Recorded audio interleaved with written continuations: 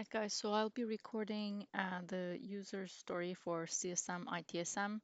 Again, I will be doing clicks. I don't really have a talk track to share with you here, but it really depends on the discussions you have with the customer, but at least you know the click path. All right, so we are going to start with the /security, and we're going to sign as Samantha Collins. This is a B2C, but it could be B2B, right? Any case that requires the IT team to step in and and our ability to create incidents. Basically, that's what we will showcase. So the story is Samantha is having a problem with the mobile app that she's using for her smart home security. She's a sole and a secure customer, and she's going to go ahead and raise a product issue. I know it's taking us to another portal. Just ignore and continue. Customers will not realize it. So let's go ahead and Colin's household. Let's go ahead. The product is the video recorder. In the subject, you want to write this, right? Again, copy paste. I can send this to you. So the knowledge articles tells the public facing one what needs to be done, right? And let's say that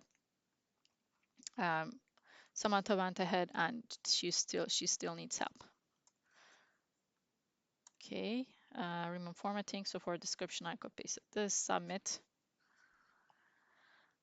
All right, let's now go to John. So just gonna go John. Let's accept this case that's coming in. All right, as you can see, assets information gets automatically updated based on the product and the consumer. This is how we keep track of, different work orders that may get assigned and different works that are done in the assets or problem that are raised. So on the right-hand side of the screen, we again have some recommended actions that we can highlight. In this case, I'm going to dismiss the 10% discount, but we do have a troubleshoot mobile app issue that is, suggested a recommended action. So let's go ahead and click troubleshoot. So what is the, basic troubleshooting from knowledge article? Yes, they did that. As we know that they checked knowledge article, we are going to say yes. The customer is in active status, and this will allow us to create an incident based on the answers we receive. Again, these flow will be changed, and the incident is created. The actions that's gotten automatically updated, blocked internally because now it's at the hands of another customer. Sorry, another team member. If you weren't able to highlight some of the, more generative AI or let's say machine learning type of capabilities, you can also highlight the priority got updated to low, based on machine learning. And you can also go to, let's say, the customer record here and show the customer sentiment again that we were able to understand based on the information.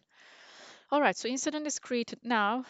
So let's go ahead and see Lakshmi, who is the IT, desk. Will take a look at that. So once we change this to Lakshmi, you're going to see the incident gets assigned to her. Let's accept this. Once you accept it, you may be more familiar. Some of your core SEs, so you can walk them through if you're familiar with this UI, or they can bundle this, make parent some of other incidents that are coming in. What we will do though, we're going to go ahead and see through some of the knowledge articles that is visible to IT and may not be visible to customers. So in this case, troubleshoot video feed issue, that's the one that I would like to suggest that we add to or share with customer, basically in terms of steps. Share with customer, attach article. Obviously, this is a suggestion, right? John will be making the call, who is in touch with the customer. Let's go ahead and resolve this from Lakshmi's perspective. So resolution code, let's say workaround provided. And here, let's capture some long, resolution note here. And, it may not be as long. Maybe there will be multiple different back and forths in real life that will create this amount of notes.